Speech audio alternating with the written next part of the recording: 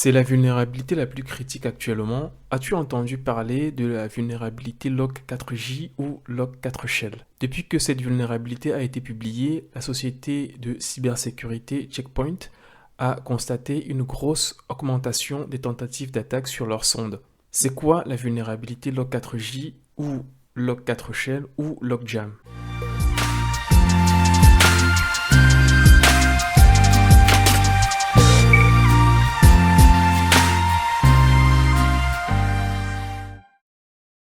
Bienvenue sur cette chaîne dédiée à la cybersécurité. Je travaille dans ce domaine depuis quelques années. Si tu débutes en cybersécurité, ce n'est pas toujours simple de trouver le bon chemin pour réussir ton projet professionnel. Cette chaîne me permet de te partager quelques astuces pour progresser rapidement dans la cybersécurité. Abonne-toi si c'est un sujet qui t'intéresse. Je poste généralement 1 à 2 vidéos par semaine. Aujourd'hui, nous parlerons de la vulnérabilité Log4j. Log4j ou Log4j est une bibliothèque de journalisation programmée avec le langage Java. Cette bibliothèque est mise à disposition aux utilisateurs par Apache Logging Services. Généralement, les applications Java utilisent Log4j. Par exemple, Apache Struts, Elasticsearch, Redis, Kafka. Pour information, la journalisation est une action qui permet de sauvegarder les opérations d'une application. Par exemple, quand tu vas sur google.fr, le serveur Google enregistre ton adresse IP, la requête et plein d'autres informations dans ces fichiers journaux. Toutes les vulnérabilités ont généralement un code CVE et un score CVSS. Comme tu peux le constater, l'alerte la plus critique est la CVE 2021-4428 qui a un score de 10 sur 10 et est donc une vulnérabilité critique. On a commencé à parler de cette vulnérabilité le 9 décembre 2021. Donc la première alerte a été annoncée par Shen Zhaojun de Alibaba Cloud Security. Certaines personnes disent que la vulnérabilité existait avant cette date. Les deux autres vulnérabilités dans ce tableau ont été publiées un peu plus tard parce qu'en fait, suite à plusieurs patchs qui ont été publiés, on avait constaté qu'il y avait encore d'autres vulnérabilités. C'est pour ça que tu vois donc qu'il y a deux autres CVE qui ont été publiés.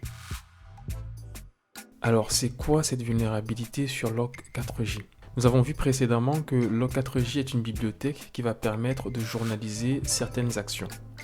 Pour information, une bibliothèque, c'est un ensemble de fonctions qui sont mises à la disposition des développeurs pour faciliter la création de certaines applications. Parfois, les données journalisées ou les fichiers de log proviennent d'une entrée utilisateur. Ça veut dire que on va enregistrer ce que l'utilisateur va saisir sur l'application. Si les informations fournies par l'utilisateur contiennent certains caractères spéciaux, Log4j va appeler une fonction Java Lookup afin d'interpréter ces caractères spéciaux. Le problème qui se pose est qu'un pirate peut injecter du code malveillant et forcer le serveur vulnérable à exécuter ce code. Voici deux schémas pour expliquer ce que je viens de dire. Sur ce schéma, tu peux voir le fonctionnement d'un serveur qui utilise une application Java. Donc l'utilisateur va saisir sa requête, donc il veut par exemple accéder à la page index.php. Dans les informations qui seront envoyées au serveur, il y aura également les informations liées à ton navigateur web. Donc là, c'est ce qu'on appelle le user agent qui va contenir le nom de ton navigateur, les informations sur la version. Donc ensuite, le serveur, quand il va recevoir toutes ces informations, il va appeler Log4j pour enregistrer toutes ces informations dans ce qu'on va appeler des fichiers journaux. Ça, c'est le fonctionnement normal. Sur un serveur qui est vulnérable, le pirate va demander la page index.php et il va également saisir quelques données qui vont permettre d'exécuter du code à distance. Donc là, le pirate va injecter du code à partir de $accolade JNDI. Là, tu vois par exemple qu'il a injecté une adresse d'un serveur LDAP suivi d'un script qui sera exécuté. Donc, quand le serveur vulnérable va recevoir cette information, il va faire appel à Log4j, qui est une version vulnérable, et qui va donc faire appel à la fonction JNDI. Pour information, JNDI ou Java Naming and Directory Interface est un composant Java qui permet d'interagir avec, par exemple, un annuaire LDAP, un service DNS et plusieurs autres services. Donc, une fois que la méthode Java Lookup JNDI va recevoir l'information qui se trouve dans le User Agent. Elle va donc faire appel au serveur LDAP qui va donc exécuter script dangereux.sh. Et on peut imaginer par exemple que ce script demande de pouvoir renvoyer certaines informations au serveur du pirate. Donc ça, c'est un exemple d'exécution. Il y a plusieurs variantes. Voici un autre exemple de tentative d'exploitation partagée par la société de cybersécurité Palo Alto. Donc dans cette première capture, un pirate a essayé d'injecter un code malveillant. Donc tu peux le voir à partir de $accolade JNDI LDAP.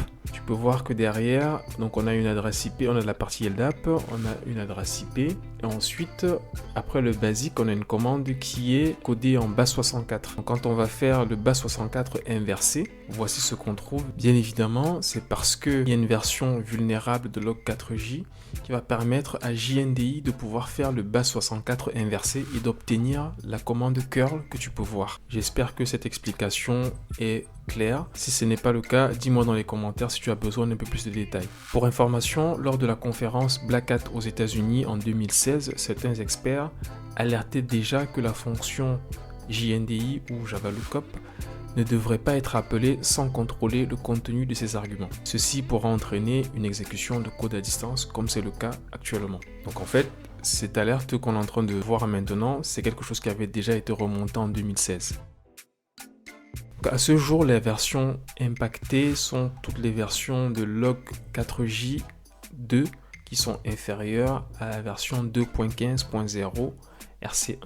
Plusieurs applications utilisent la bibliothèque log4j. Par exemple, le site Shadow Server a constaté qu'il existe 470 000 projets sur GitHub qui utilisent cette bibliothèque. Voici une liste non exhaustive des produits affectés: Cisco, VMware, Apache, Elasticsearch, Logstash, etc. Cette liste va potentiellement évoluer dans les prochains jours. D'après le CertFR, il faudrait chercher dans les logs ou les fichiers journaux certaines chaînes de caractères que je te partage ici.